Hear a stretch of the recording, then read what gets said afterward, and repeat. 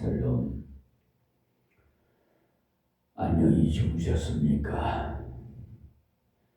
오늘도 이 새벽을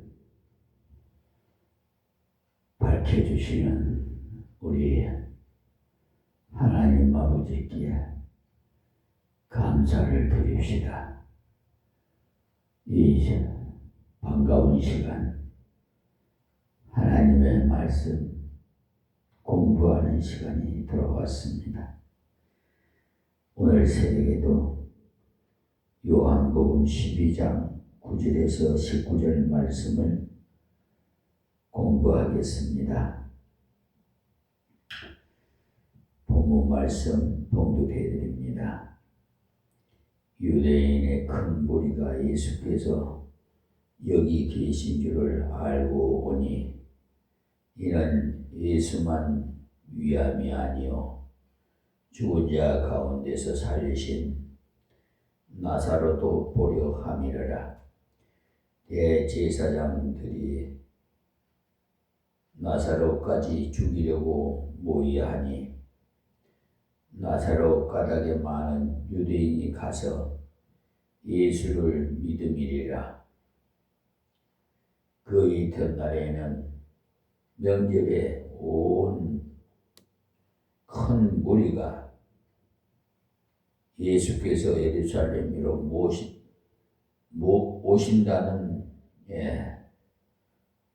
오신다 함을 듣고 종려나무 가지를 가지고 맞으러 나가 외치되 호산나 찬송하리로다. 주의 이름으로 오시는 이 곧 이스라엘의 왕이시여 하더라. 예수는 한 어린 나귀를 만나서 타시니 이는 기록된 바 시온 따라 두루말라 보라 너희 왕이 나귀 새끼를 타고 오신다 함과 같더라. 제자들은 처음에 이 일을 깨닫지 못하였다가 예수께서 영광을 얻으신 후에야 이것이 예수께 대하여 기록된 것임과 사람들이 예수께 이같이 한 것인 줄 생각났더라. 나사로를 무덤에서 불러내어 죽은 자 가운데서 살리실 때 함께 있던 무리가 증거한지라. 이에 무리가 예수를 믿음은 이 표적 행하심을 들었음이더라. 바리새인들은 서로 말하되 볼지어다 너희 하는 일이 쓸데없다. 보라 온 세상이 저를 쫓는도다 하니라. 아멘. 왜 예수님이 일생 동안 걸어가신 자취와 말씀을 기록한 마태, 마가, 누가, 요한 이 네 복음서를 살펴 보게 하시느냐 하면은 예수님이 이 땅에서 33년간 사셨지만은 그 중에 3년 동안만 공생의 기간을 알 수가 있어요. 성경 기록의 분량을 봐도 공생의 기간 3년 중에서도 마지막 일주일간이요. 오늘 본문에서 읽은 예수님께서 예루살렘 성에 들어가실 때 호산나 참여하면서 맞이했던 시기부터 기록된 것이 전체의 3분의 1이 넘습니다. 마지막 한 주간 동안 일하신 것이 가장 중요하기 때문에 그렇게 상세하게 기록한 것 같습니다. 특히 이 요한복음은 다른 복음서보다도 더해요. 요한복음 전체가 21장으로 되어 있는데 그 중에 9장이 예수님의 공생의 마지막 주간에 일어났던 이야기를 기록했는데 전체적으로 보면은 43% 정도의 비중을 가지고 있어요. 예수님이 이 땅에 오셔서 이루어야 했던 가장 큰 사명인 십자가를 지기 위한 고난주간의 기록이 3분의 1 이상을 차지하고 있다는 말입니다. 그것이 출발이 바로 오늘 나오는 내용입니다. 예수님께서 예루살렘에 입성하는 그날부터 고난주간이 시작되는데 그날을 종려주일이라 하기도 합니다. 종려나무 가지를 가지고 예수님을 환영했기 때문에 그래서 오늘 본문의 종합적인 결론은 겸손한 평화의 왕이 예수님을 말씀하시는 거예요.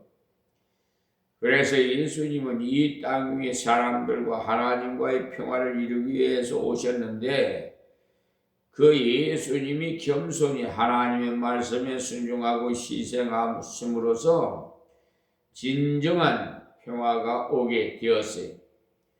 우리는 이 평화의 왕을 어떤 자세로 맞이해야 하고 겸손의 왕을 나의 왕이 모신 다음에는 어떻게 살아야 그 왕을 모신 자다운 삶을 살게 되는가, 이것을 알아야 돼요.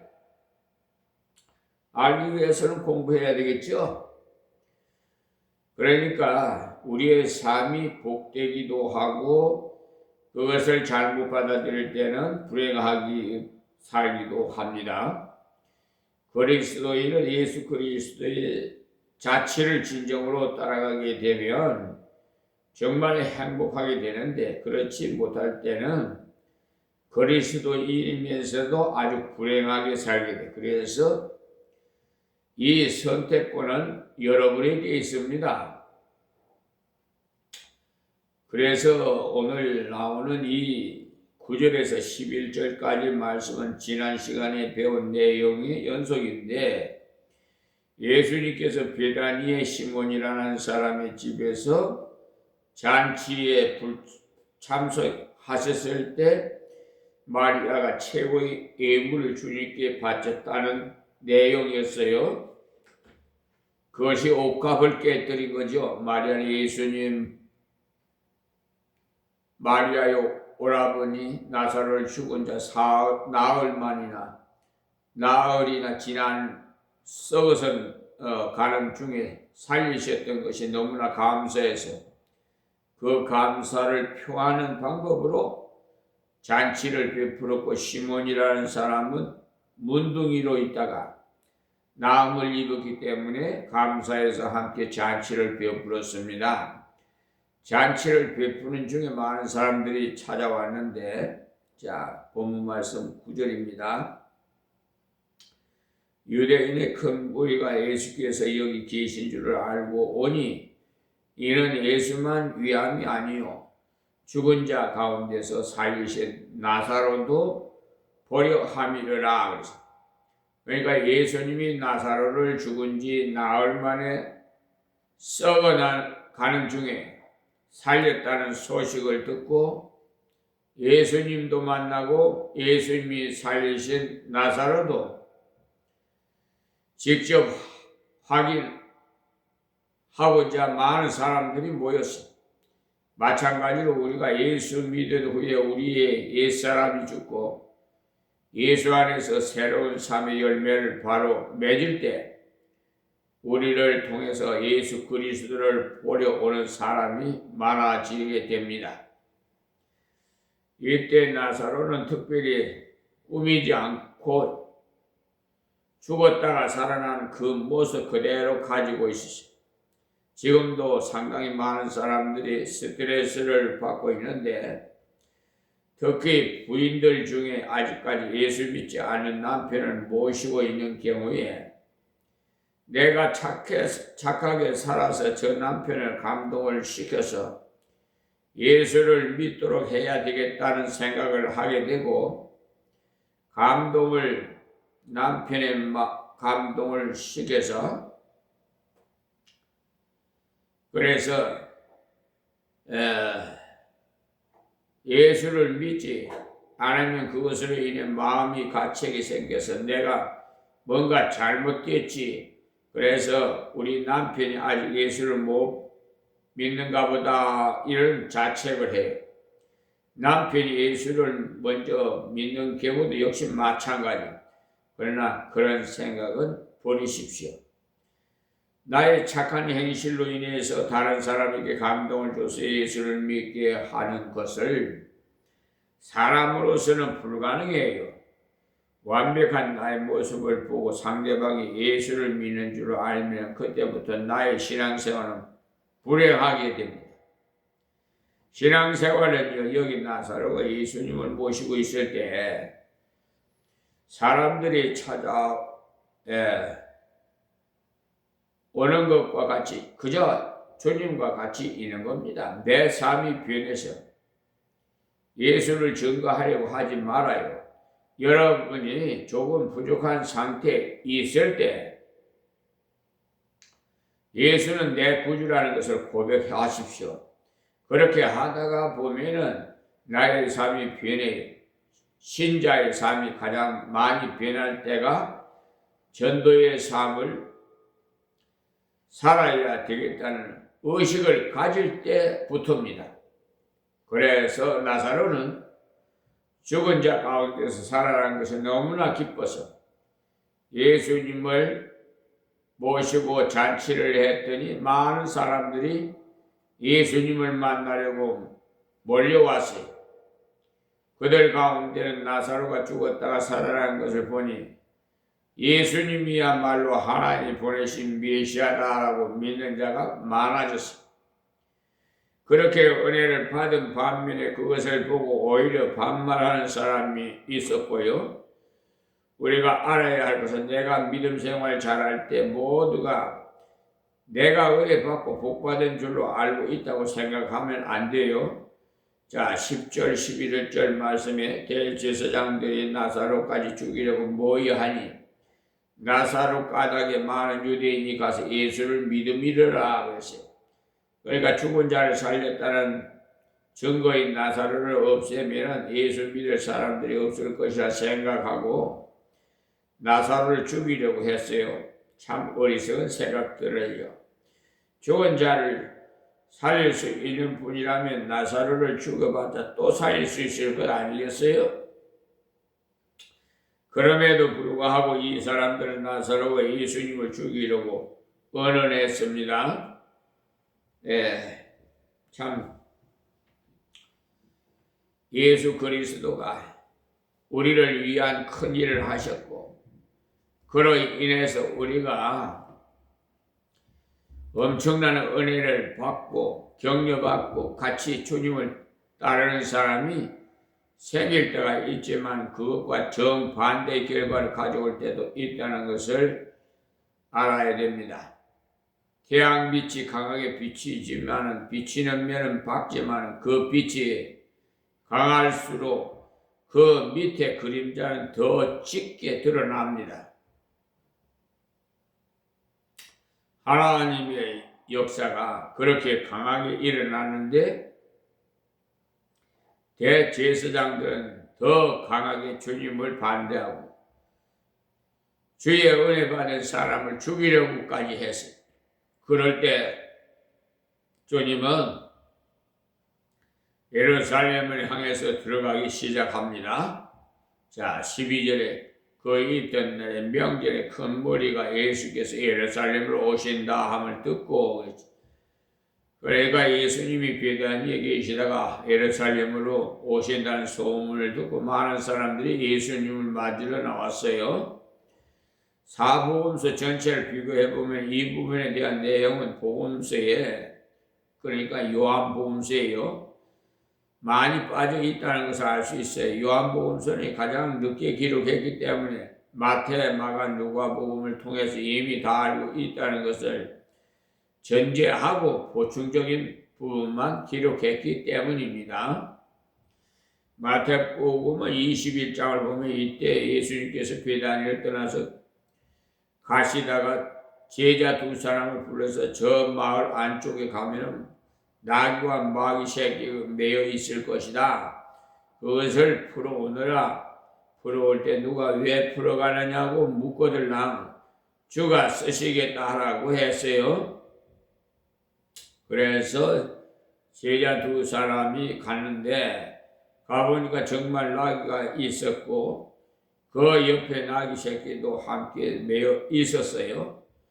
예수님이 말씀을 믿고 갔더니 말씀 그대로였어요.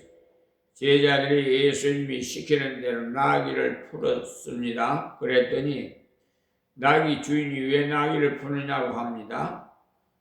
그래서 요사이 말하면 자가용을 세워 놓았는데 모르는 사람이 가서 자기 마음대로 남의 차에 시동을 걸고 있었던 것과 같은 거예요. 제자들이 예수님이 시키는 대로 주가 쓰시려고 합니다 했더니 그 사람들이 그래요? 그러면 얼른 몰고 가십시오라고 했어요. 제자들이 예수님이 명하신 대로 나귀와 함께 나귀 새끼도 몰고 왔는데 나귀를 끌고 왔더니 나귀 새끼가 함께 따라왔던 거죠. 그 새끼가 보통 조그마한 새끼가 아니고 이제 막 사람이 탈 수 있을 정도로 자란 어린 나귀 새끼를 몰고 왔을 때 제자들 중에 아마 나귀를 몰고 온 제자가 그랬겠지 않나 싶은데 자기의 겉옷을 벗어서 예수님이 타실 나귀 새끼의 등에다가 얹었습니다. 지금 우리가 입은 옷 같으면 오히려 벽에서 못 앉지만 유대인의 옷은 쫙 펴면은 혼이불 같이 생겼기 때문에 그것을 접어서 나귀의 등에다가 얹고 안장을 만들어서 예수님을 모셨습니다. 그때 겉옷은 자기의 신분을 나타내는 중요한 예국이에요. 그것을 접어서 인장을 만들었다는 것은 당신은 우리의 왕이십니다는 그런 태도를 취한 겁니다. 그것을 보고 있던 사람들이 우리도 그냥 있을 수 있나 하고는 모두가 옷을 벗어서 길에다가 깔았어요. 유대인들이 입은 겉옷은 혼이불 같은 것이기 때문에 마치 실크로드 같이 표지게 깔았습니다. 예수님이 그 길을 걸어가셨어요. 그럴 때 사람들이 너무 감격해서 종려나무 가지를 쳐서 들고 흔들었어요. 종려나무는 우리나라에는 화분에다가 많이 키웁니다만은 이스라엘에 가면은요 종려나무가 굉장히 커요. 종려나무는 다른 것이 아니고 대추 야자나무입니다.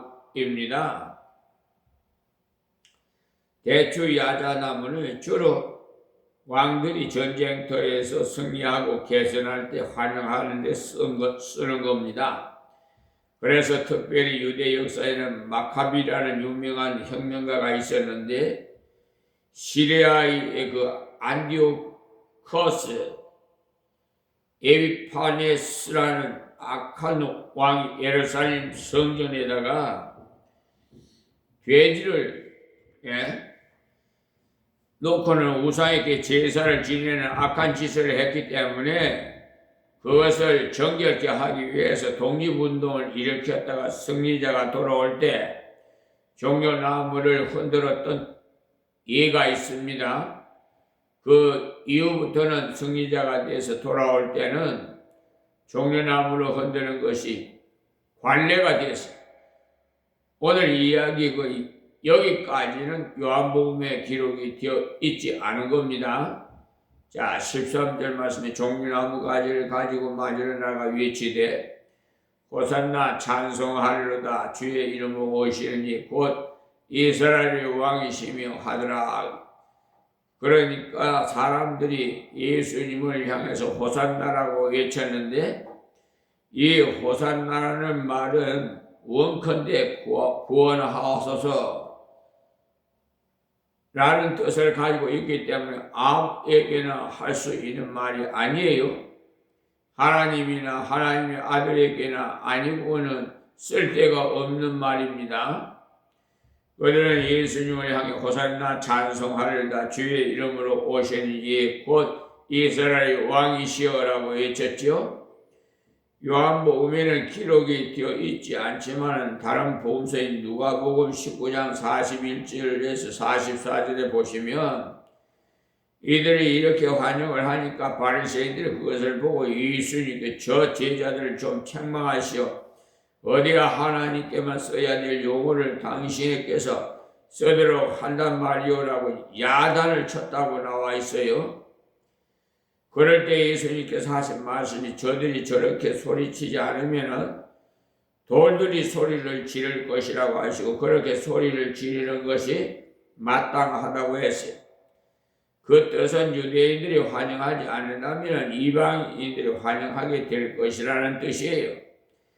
그 다음에 가보면 헬라인이 예수님을 찾아온 이야기가 나오는데 그대로 다 이루어졌어요. 자, 14절에요. 예수는 한 어린 나귀를 만나서 타시니 그때 예수님이 어린 나귀를 타고 들어가셨는데 왜 주님이 나귀 새끼를 타고 들어가셨을까요? 자, 15절 말씀이에요. 이는 기록된 바 시온 따라 들어 말라 보라 너희 왕이 나귀 새끼를 타고 오신다 한 것 같더라 그랬어요. 그렇기 때문에 예수님께서 어떤 나귀 새끼를 타고 가신 건 스가랴 9장 9절에 있는 말씀이 이루어진 겁니다. 여기에는 간단하게 요점만 기록되어 있는데 스가랴 9장 9절에서 10절에는요 상세하게 기록되어 있어요. 한번 말씀을 봉독해 드립니다. 스가랴 9장 9절에서 10절요. 시온에 따라 크게 기뻐할지어다. 예루살렘에 따라 즐거이 부를지어다. 보라 네 왕이 네게 임하나니 그는 공의로우며 구원을 베풀며 겸손하여서 나귀를 타나니 나귀의 작은 것은 나귀 새끼니라. 내가 에브라임의 병거와 예루살렘의 말을 끊겼고 전쟁하는 활도 끊으리니 그가 이방 사람에게 화평을 전할 것이요 그의 정권은 바다에서 바다까지 이르고 유브라데 강에서 땅끝까지 이르리라고 상세하게 기록되어 있습니다. 왜 예수님께서 나귀를 타지 않고 나귀 중에도 새끼를 타고 오셨는가? 이 땅의 모든 군왕들은 백마를 타든지 큰 마차를 타고 입성을 해요. 그리고 왕이 들어올 때는 외치는 자들이 왕이 들어오신다 엎드려라 하고 하면은 전부 들어올 때 외치는 자들이 왕이 들어오신다 엎드려라 이렇게 하고 전부 아무도 왕을 쳐다볼 수가 없었어요. 그러니까 고개를 들으라고 지목할 위에는 아무도 고개를 들 수가 없었는데 이 땅의 왕은 군립하는 왕이기 때문에 그래요. 그러나 예수님은 왕이신데 왕은 왕이신데 겸손한 왕이십니다. 평화의 왕이십니다. 사람들이 옆에 가기가 조금 곤란해. 그러나 나귀 새끼는 키도 크지 않고 무섭지도 않고 옆에 가서 앉을 수도 있어서 편하게 대할 수가 있어요. 그것이 예수님께서 나귀 새끼를 타고 오신 이유가 되겠습니다. 그는 공의로우며 그랬는데 주님은 이 땅에 가난한 자나 부유한 자나 무식한 자나 지식이 있는 자나 모든 사람을 하나님의 형상으로 처음 받은 존귀한 인간으로서 다시 회복시켜 주시기 위해서 이 땅에 오셨습니다. 그래서 그분을 모든 사람에게 공평하게 의롭게 대하시는 분이십니다. 그래서 구원을 베풀며 했는데 이 모든 사람을 하나님 형상으로 회복시키기 위해서 잃어버린 모든 부분을 회복시켜 주지 않으면 감당할 수 없기 때문에 그 죄를 대속해서 그를 구원해 주시고 병든 사람을 낫게 해 주셔서 그가 다시 주님을 따를 수 있게 해 주셨어요. 그리고 가난한 자를 먹여주심으로써 힘을 얻어서 주님을 따르게 하시고요. 또 주님을 자기 목숨을 버려 십자가에 못 박히고 3일 만에 살아나셨는데 우리가 그 예수님 십자가의 부활을 믿을 때 지난날 어떤 죄를 지었든지 관계없이 예수님이 십자가의 부활을 믿을 때 지난날 어떤 죄를 지었든지 관계없이 주님의 구원을 받아서 공의의 통치를 받는 반열에 참여할 수가 있게 하셨습니다. 그야말로 놀라운 은혜의 왕이었죠. 그래서 겸손하여서 나귀를 타나니 나귀의 작은 것 곧 나귀 새끼니라. 공의로 구원을 베푸는 은혜의 왕이신 것을 표하기 위해서 나귀를 타는데 작은 새끼를 탔어요. 에브라임의 병기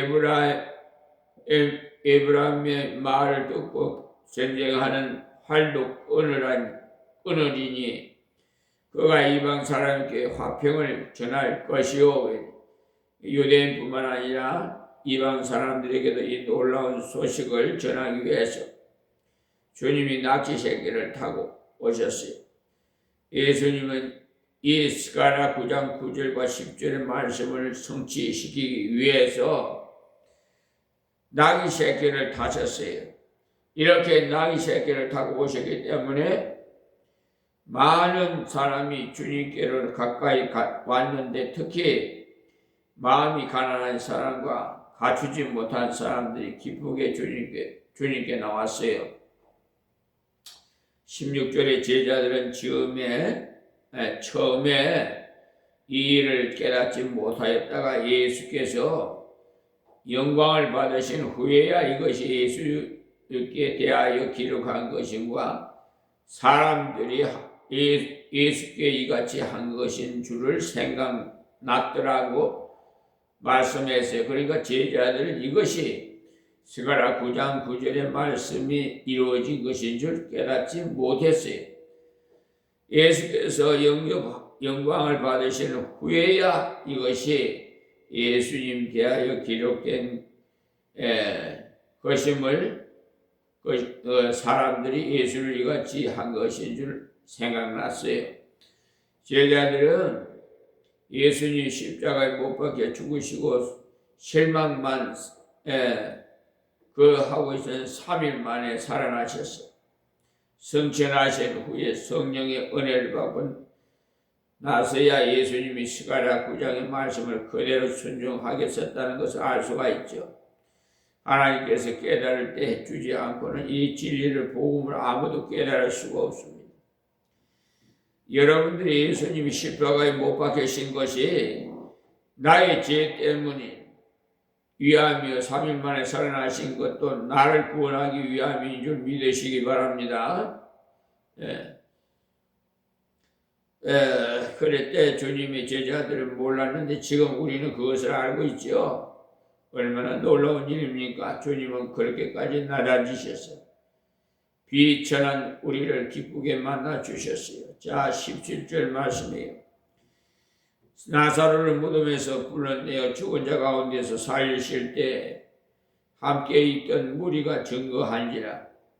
예수님이 겸손하게 나귀 새끼를 타고 들어오실 때 옆에 들려선 무리들이 나사로를 살려신 분이 바로 이분이 제발 저분이라면 하나님이 보내신 분으로 반영하면서 받아들이라고 그랬어요. 그래서 18절에 이에 무리가 예수를 맞으면 이 표적 행하심을 들었음이라 하겠습니다.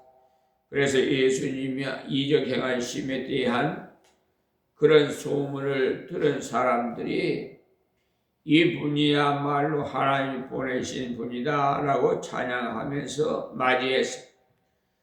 요한복음에는요 기록이 되어 있지 않지만 이 일이 있고 난 뒤에 예수님은 성전에 들어가셨습니다.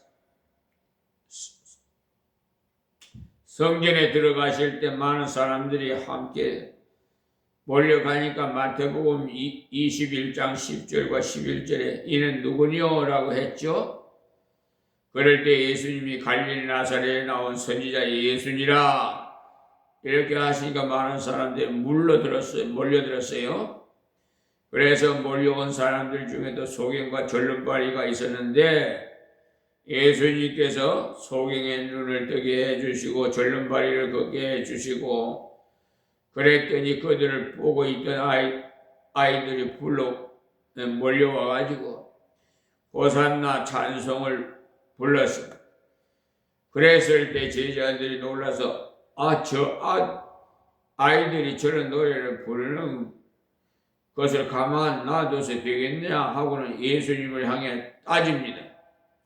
그때 예수님이 하신 말씀이 어린아이와 젖 먹는 아이의 앞에서 그 입에서 나오는 찬미를 온전케 하셨다고 시편 8편 2절에 말씀했는데 그 말씀이 이루어지는 것이라고 했어요. 저렇게 하나님 어린아이의 같은 심정으로 다른 사람이 전해주는 것을 그대로 받으니까 나를 바로 알아서 참여하는 자가 되지 않았느냐. 너희들도 순수한 마음으로 받아라는 것입니다. 그래서 우리는 예수 그리스도의 말씀에 대해서 심오하게 설명해 주기를 좋아합니다만은 이 사건 자체가 벌써 우리에게 굉장한 의미를 주고 있어요. 그는 만왕의 왕이시고 죽은 자를 살리시는 권능 있는 분이 거창하게 권세 있는 모습으로 들어가지 않으시고 초라한 나귀 새끼를 타고 들어가니까 하나님께서 약속한 말씀인 평화의 왕, 구원의 왕, 겸손의 왕이 되기 위해서 모든 사람이 가까이 올 수 있는 모습으로 들어가라는 하나님의 말씀에 순종하기 위해서 그렇게 했습니다. 지금도 우리가 전도를 하려 나가서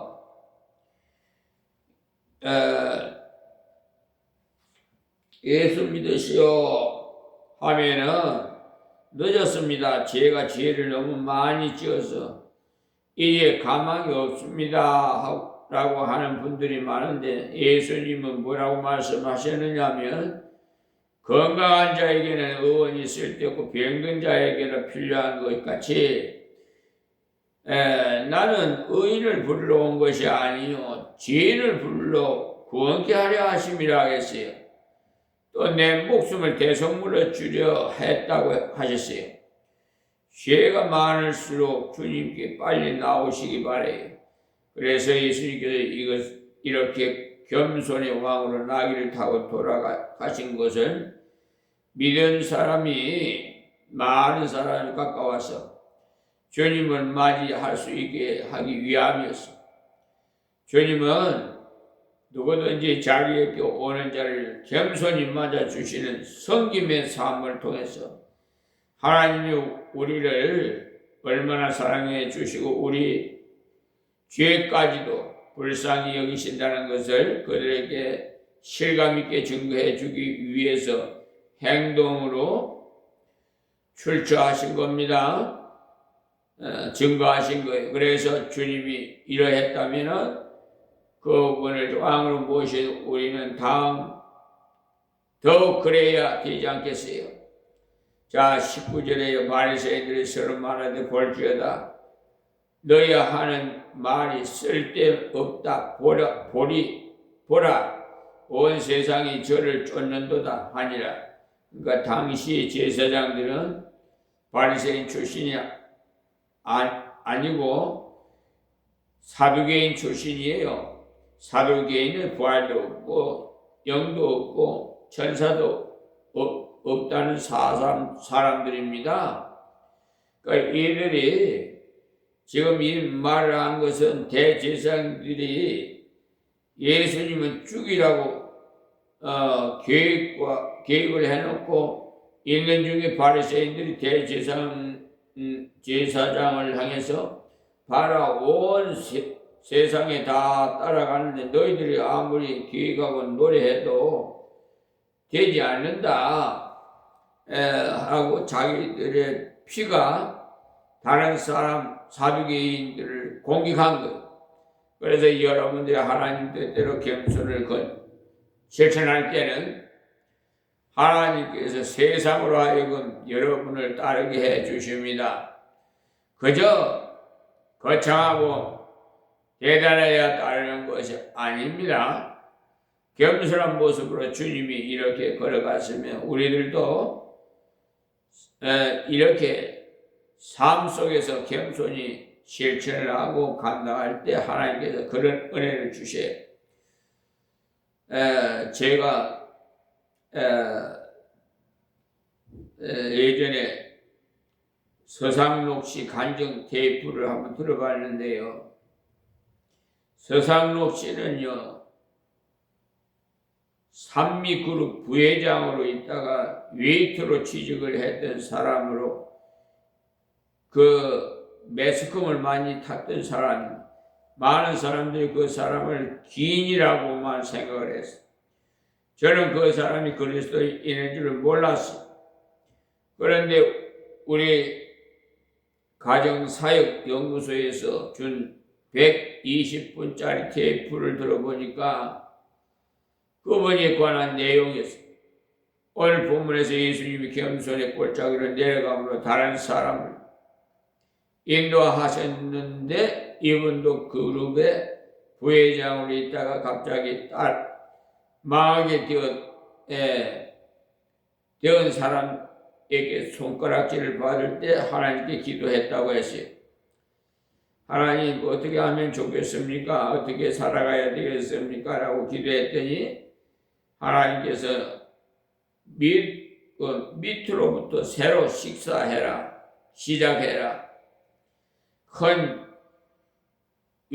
그러니까 응답을 주셨어요. 밑에부터 새로 시작해라. 그러니까 그분이 그 응답을 받고 깊이 생각을 했는데 새로 시작하는데 무엇부터 하는 것이 좋겠는가? 곰곰이 생각하다가 자기 때문에 수많은 사람들이 직장을 잃어버렸다는 것을 생각했어요.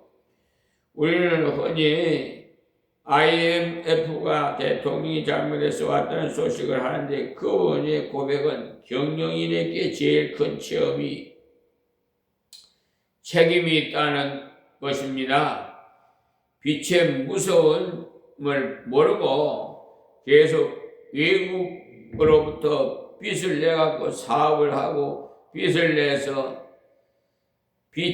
그렇게 빚을 갖다가 보니까 그렇게 된다는 거죠. 경영인들이 교만하게 일을 하다가는 나라를 망치고 직장도 망쳐 놨으니까 자신은 다시는 경영이 돼서는 안 되겠다 생각을 하고 그 제일 겸손히 할 수 있는 일을 하다가 아파트 경비원을 하는 것이 제일 맞다고 생각을 했어요. 그분 스스로가 겸비를 하는 것에 조금 소질이 있다고 생각했어요. 자, 자신이 아파트를 경비하게 되면은 잘 할 수 있으리라. 자기 집 같이 잘 돌아보리라는 마음을 먹고는 아직도 경비원이 되기 위해서 자리를 구하려 돌아다녔던 누군가가 용역회사에서 가보라고 일러주었어. 용역회사에 가가지고 자신이 이러이러한 사람이라고 소개를 하고 이렇게 취직을 부탁했더니 나이가 많아서 안 되겠습니다 하더라는 거예요. 60이 넘었기 때문에도 도둑이 오면 싸움에서 지게 된다는 것이 이유였어요.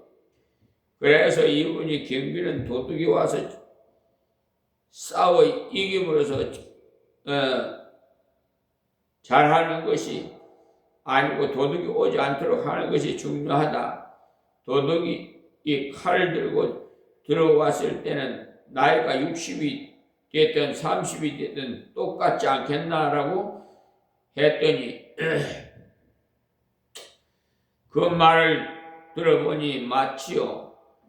해놓고는 자꾸 시간을 저려 끌더니 가만히 보니 시간을 끄는 이유가 돈을 요구하는 것 같아서 얼마를 주면 되겠는가 싶어서 물어봤더니 2달 봉급을 내놔라 자리를 주겠다고 했어요. 이게 문제. 우리나라 이 관행적으로 이런 못된 짓거리를 해요. 그래서 안 되겠다고 포기하고는 이번에는 자신이 골프를 잘 쳤기 때문에 내 골프채를 들고 뒤따라 다니는 일을 할 수가 있겠다는 자신이 생각나서 골프장에 찾아갔더니 골프를 잘 쳐서 좋기는 좋은데 6개월을 기다리라고 하더랍니다. 예.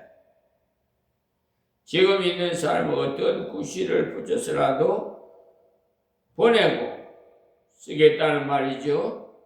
다른 사람이 직장을 잃게 하고 그 일을 한다고 하는 것을 알 수 없는 일이라 생각하고 마지막으로 생각한 것이 식당에 가갖고 서빙하는 일이었다고 했어요. 자기가 식당에 자주 가봤기 때문에 그 일을 잘 할 수 있으리라 생각했어요. 그것이 가장 겸손하게 남을 기쁘게 하는 일이 생각하고 이에 힘이라 생각하고 몇 군데 이력서를 넣어봤더니 원하는 데가 몇 군데 있었어요. 그래서 한 친구에게 어떤 곳에 가면 좋겠는지 물어봤더니 그 친구들이 하는 말이 자네는 성질이 너무 강직해서 조그마한 곳에 가면은 주인과 부딪혀서 오래 견디지 못한다. 그러니 규모가 큰 곳을 선택하도록 하라고 하는 것이었죠. 그래서 롯데 호텔에 들어가게 됐는데 그랬더니 많은 사람들이 욕을 하더랍니다. 특히 연세가 70이 된 누나가 얘야 다른 것은 다 해도 비서는 하지 말아라.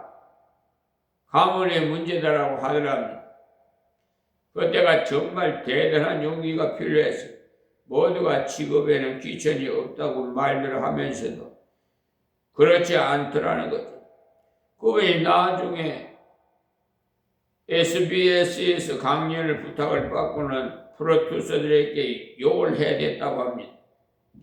너희들 같이 병신 같은 것들 때문에 나라가 안 된다고 했더니 그들이 놀라서 눈이 번쩍 뜨더라는 너희들이 내가 웨이터로 취직을 했다고 했을 때 뭐라고 보도했니? 밑바닥으로부터 내려갔다고 하지 않았냐? 왜 밑바닥이냐? 나는 35층에서 일하고 있다.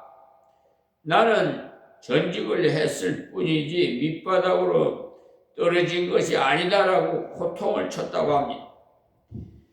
자격도 없는 사람이 대통령을 하고 있는 것이 천한 직업이지 청소를 하든 무엇을 하든 진실되게 바로 감당하게 하면은 귀한 일이 아니냐. 그런데 왜 너희들은 그 따위로 보도를 해서 한국 사람들의 마음을 무조건 높은 데 가서 벼슬을 하나 해야만 좋은 직장인 것처럼 방치하느냐고 호통을 쳤더니 얼굴을 벌게져가지고 강의를 다 마치고 난 뒤에 찾아와서 미안하다고 사과를 하더랍니다. 우리는 정말 겸손히 내려가는 것을 배워야 돼요. 지난 수요일에도 말씀을 해드렸듯이 서상록 씨가 가정부에서 겸손을 가르쳤던 일화가 있어요. 자기 아내가 아직 미국에서 오지 않았을 때 옛날에 자기 집에 있던 가정부의 도움을 받았는데 그 사람이 하루 와서 일을 해주면 5만 원을 주었답니다. 그때 당시에. 요즘은 더 많이 줘야 돼. 하루는 그 사람이 와서 청소를 해주는데 얼른 끝내고 돈을 받아가려고 하더랍니다. 가만히 보니까 10,000원짜리 그러니까 일도 안 되는 일이었는데, 그래서 그 사람은 앉혀놓고 앞으로 당신이 성공하게 해드리겠습니다 했더니 혹시나 덮치려는 줄 알고 도망을 가려고 했어요. 그래서 덮칠 일은 하지 않을 테니까 걱정하지 말고 앉으시오. 당신이 성공하는 법을 가르쳐 줄 테니까 했더니 가정부가 무슨 성공을 합니까 하더랍니다. 가정부도 성공할 수 있어. 당신이 오늘 청소하는 것을 보니까 그 일은 50,000원짜리 일이 아니라 10,000원짜리 일도 안 되는 것 같습니다.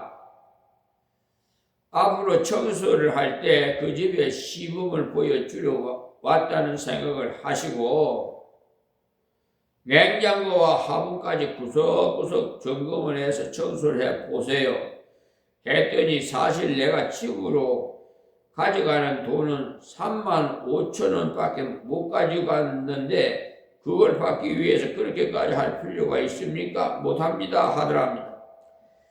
그래서 35,000원이 적다고 생각하면 당신은 평생 그 짓을 하고 살 것입니다. 우리 할머니 어머니들께서 옛날에 하루 종일 밭을 메고 나서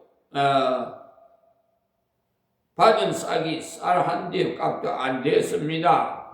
그런데 당신이 그 35,000원으로 쌀을 사보세요. 얼마나 많이 살 수 있는지. 그게 적은 것이 아닙니다. 앞으로는 일을 할 때 대충대충 하지 마시고 성의껏 일을 하십시오. 그리고 가정부를 부리는 사람이 제일 마음에 꺼리끼는 것이 있는데 아십니까? 라고 물었어요. 그랬더니 그분이 모릅니다라고 해요. 그래서 뭔가를 훔쳐가지 않나 그것을 제일 걱정합니다라고 해서, 그러니까 당신이 갈 때는 반드시 신분을 밝히고 가시오. 사는 집과 전화번호와 이름을 밝히시고 만약에 청소가 잘못되었으면 다시 해드리겠다는 말도 빠뜨리지 마시오. 그리고 재투자를 해야 됩니다 라고 했더니 가정부가 무슨 재투자를 해야 합니까 하더랍니다. 꽃을 2송이만 사서 가시오.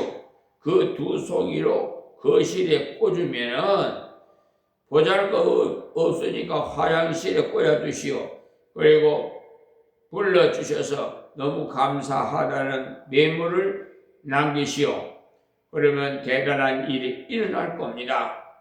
그 말을 해 주었더니 정말 1년이 채 넘지 않아서 엄청난 일이 생겼다면서 그분이 옷을 깔끔하게 입고 감사의 인사를 하러 찾아왔더랍니다. 그 부인이 인사를 하면서 정말 감사합니다. 시키는 대로 해 봤더니 하루에 20집 이상 와달라는 요청이 있었습니다 라고 고백을 하더랍니다. 그래서 혼자서 감당할 수 없어서 사람을 고용했는데 사람이 더 없어서 고용을 못한다고 합니다. 고용한 사람들은 자기가 들은 그대로 훈련을 시켜서 보냈더니 얼마나 일을 잘하는지 그 사람은 가만히 앉아서 그 사람들로부터 돈을 떼는데 옛날에 자신이 일한 싹에만 15,000원씩 떼는 것이 싶었던 것을 기억하고는 10,000원씩만 뗐다고 합니다. 12명이나 하루에 120,000원에다가 자기가 나서서 일을 하면은 180,000원을 받게 되었다고 합니다. 어느 강연회에서 그 이야기를 해 주었더니 어떤 사람이 찾아와서 선생님, 나는 남의 집에 도배를 하러 다니는데 어떻게 하면 좋겠습니까? 라고 물었답니다. 그래서 당신은 도배를 하러 가거들랑 도배를 꼼꼼하게 잘 하시오. 그 다음에는 한 달 후에 그 집에 다시 찾아가 보시고 도배가 잘 되었는지 확인을 하러 왔다고 하고, 터진 데가 있거든 새로 해주고, 뜬 데가 있으면은 당신이 먼지를 옳게 닦지 않고 일을 했기 때문이니까 새로 해주고, 또 한 달 후에 가서 새로 한 곳에 이상이 없는지 물어보시오. 그렇게 4번만 가보시오. 아마 도배계에서는 1인자가 될 겁니다. 라고 일러주었다고 해요. 만왕의 왕신 주님도 하나님 말씀대로 나귀 새끼를 타고 초라하게 가셨듯이 우리 그리스도인들도 삶의 현장에서 그렇게 섬김을 감당해야 돼요. 이분이 섬김을 감당하려고 호텔에 들어가서 웨이터 일을 하는데 그 일을 12년간 배워야 캡틴이 된다고 합니다. 아직도 그분은 견습생이라고 해요. 그 세계는 상하의 위계 질서가 엄격한데 그분이 이제 2년이 지났는데 그 밑에 4명이 있다고 합니다. 윗사람에게는 못하지만 밑에 사람에게는 손님이 오면 무조건 인사를 잘하고 칭찬을 한 가지씩 해주라고 굉장히 엄격하게 훈련을 시켜 놓았다고 합니다. 그랬더니만은 젊은 청년들이 당신은 60이 되어 능구렁이가 되어 거짓으로 말할 수 있지만은 우리는 그렇게 못한다고 하더랍니다. 그래서 내가 언제 거짓말을 하라고 했나?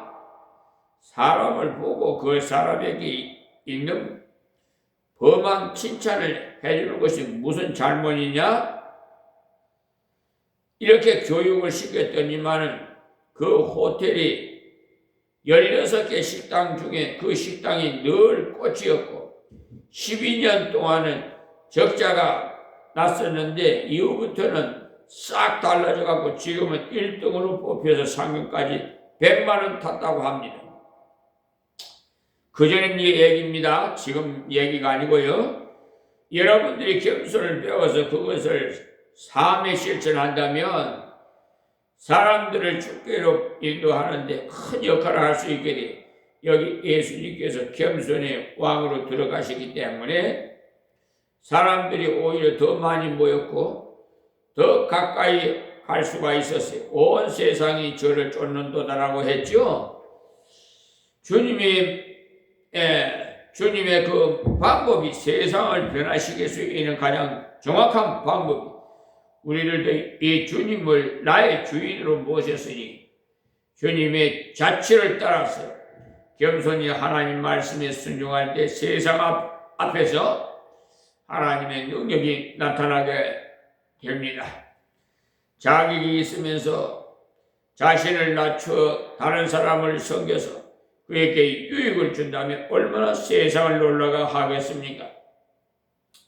온 세상으로 하여금 좋게 할 수 있는 겸손하게 섬김으로 따르게 하는 겸손의 도를 실천할 수 있는 능력을 강구해서 주님의 자취를 따라가면서 주님을 증거하여서 우리를 통해서 주님을 따르는 자가 많이 일어나게 하는 성도가 되시기를 바랍니다. 오늘은 여기서 말씀을 맺고 기도하겠습니다. 하나님 고맙고 감사합니다. 아버지 하나님, 이 말씀이 저 5대양 6대주 땅끝까지 증거되게 하옵시고 귀 있는 자들은 다 들어 깨닫고 은혜 받게 하여 주시옵소서.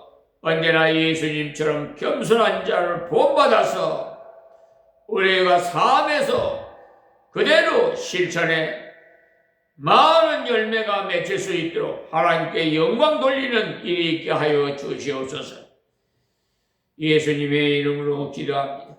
아멘.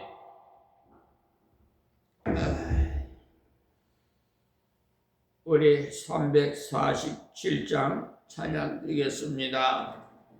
347장이요.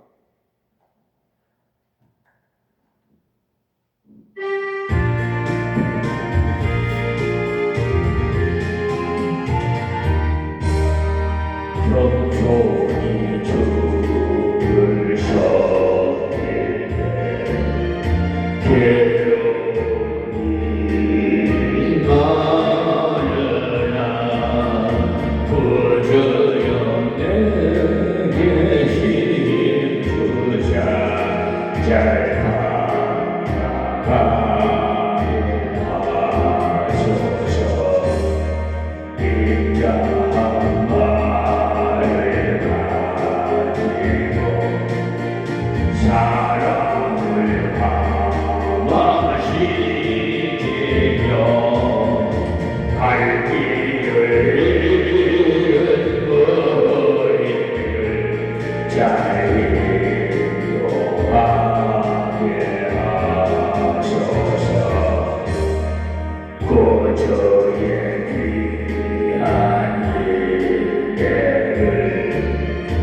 깨달아 알게 하시고 굳건한 믿음 주셔서 널 섬기하게 하소서 장대의 영광 비추사 소망이 되게